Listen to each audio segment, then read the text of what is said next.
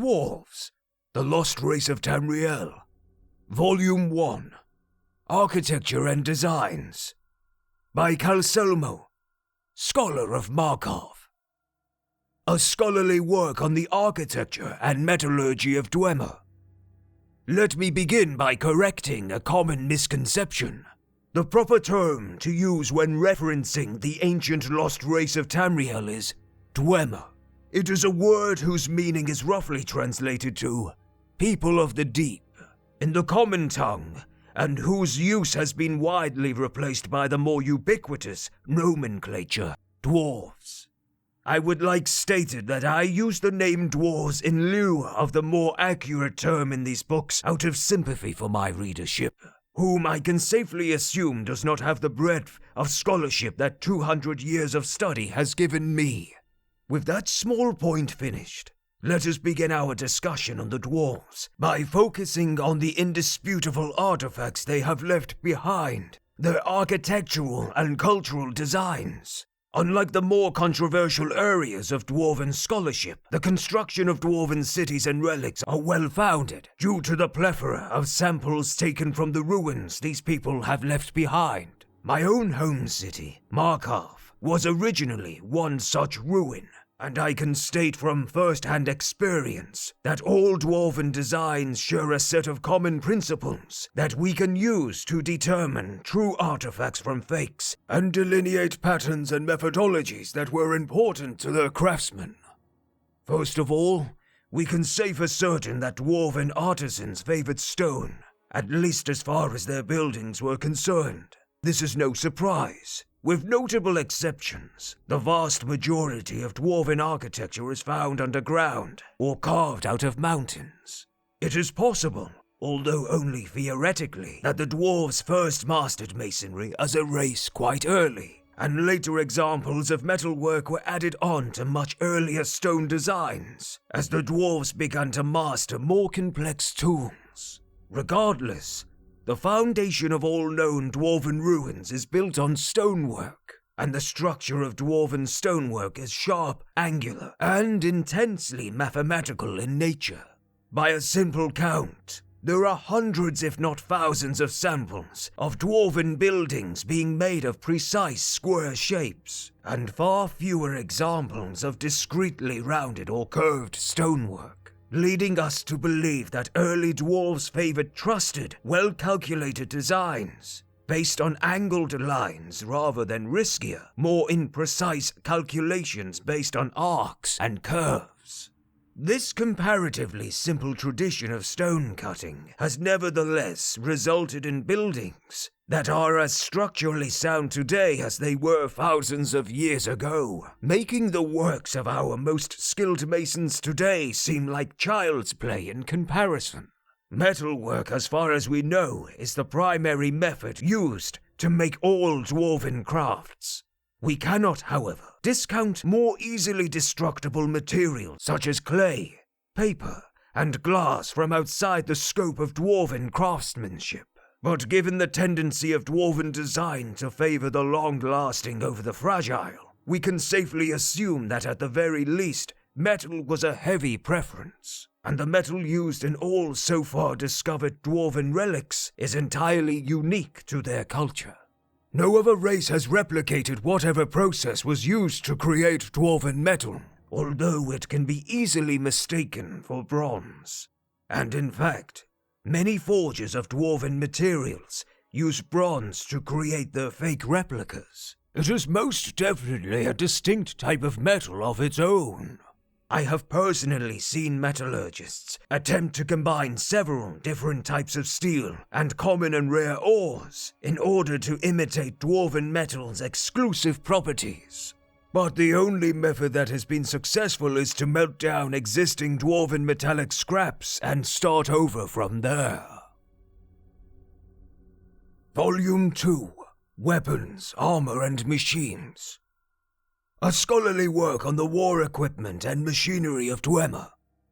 In our previous discussion on the Dwarves, or Dwemer in the more correct scholarly terminology, we looked into the properties of dwarven architecture and metallic crafts. In this continuing discussion of Tamriel's lost race, we shall examine the ways in which dwarves waged war and kept out trespassers. Unlike many other cultures still existing today, the dwarves built and relied on increasingly complicated machines for a wide variety of martial tasks, and weapons and armor created solely for the purpose of being wielded by dwarven warriors show remarkably fewer points of progress beyond the basic designs.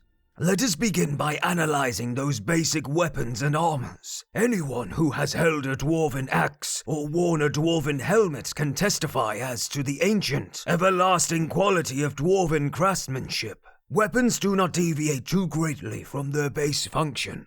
Dwarven swords pierce through light armors with incredible effectiveness, owing primarily to the remarkable sharpness of tempered dwarven metal, and owing to a far lesser extent to its simple double-edged design.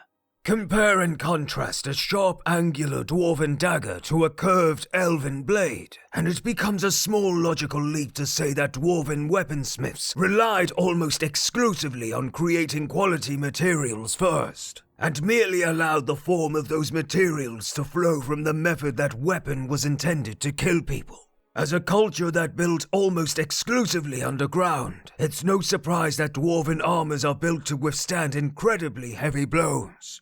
Again, the fact that they are also resistant to being pierced by arrows or small blades is more of a testament to superior dwarven metallurgy over superior dwarven armorsmithing.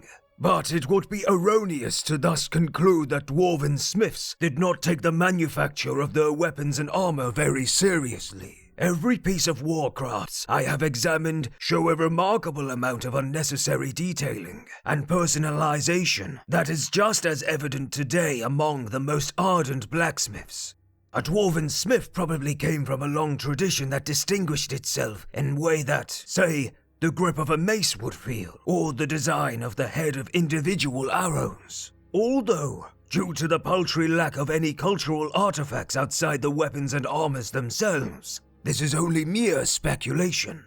The last, but probably most important discussion in this volume pertains to the existence of dwarven machinery. Dwarves created and manufactured on a very broad scale thousands of mechanical apparatuses of varying complexity, the most simple of which is the standard arachnid design, used to ward off trespassers. We are so far uncertain as to how the dwarves were able to bring to life these remarkably intelligent machines, but I have witnessed one stalk a highly trained thief for several hours, only to ambush him as he was dealing with a lock to some room or treasure trove. I admit to have forgotten the details past the point at which it began spouting lightning at him. Dwarven military machines also ranged from the human-sized sphere warrior, which patrols the interiors of the ruins as a harmless ball, only to emerge from it as a fully armed and armored automaton fighter, to the justly feared centurion, whose height ranges from twice to several hundred times human size, depending on which reports you believe. Volume 3. Culture and History. A scholarly work on the culture and history of Dwemer. In this final volume, on our discussion on the dwarves, again, see the term Dwemer for references using the more scholastic name. We will attempt an examination into the distinct culture and history of Tamriel's lost race. We must, however, begin such a discussion with a warning. Despite what certain academic circles would like people to believe, there is so far no evidence that verifies any claim as to the dwarves' particular customs, morals, myths, legends, laws, systems of governance, or involvement in major historical events outside of those few examples that remain indisputable. For instance, while we can say with absolute certainty that the disappearance of the entire dwarven race happened very suddenly, only the laziest of junior scholars would say that this event happened in the same day or even the same hour. There is simply no proof to dispute the theory that perhaps the dwarves disappeared from Tamriel gradually, over the course of several years, or indeed several decades. There is also nothing that disproves the source of this disappearance as being attributable to mass deaths, plagues, magical contamination, experiments into the nature of Aetherius gone wrong, or even race-wide teleportation into one of the planes of oblivion.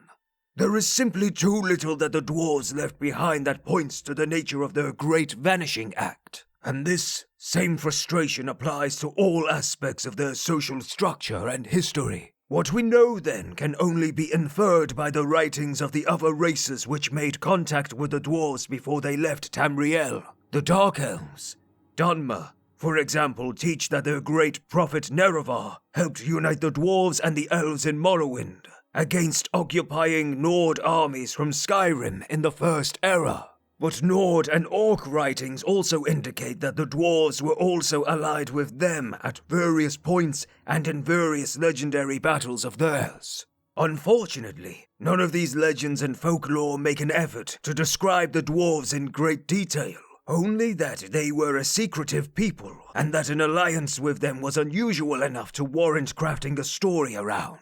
And past the First Era, no race makes note of encountering any living dwarves at all.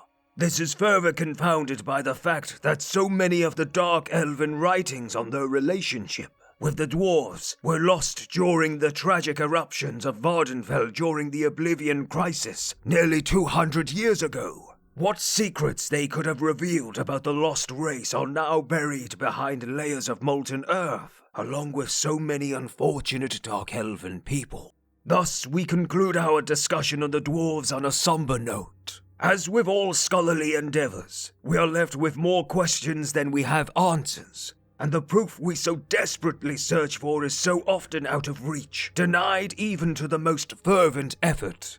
The mysteries the dwarves have left us could easily warrant another century or so worth of personal examination from me, and quite possibly even several millennia of excavation of even one dwarven ruin would be insufficient to paint a complete picture on them. But what we can see from our threadbare tapestry of dwarven artifacts is a careful, intelligent, industrious, and highly advanced culture whose secrets we as students and teachers of their works can only hope to uncover someday.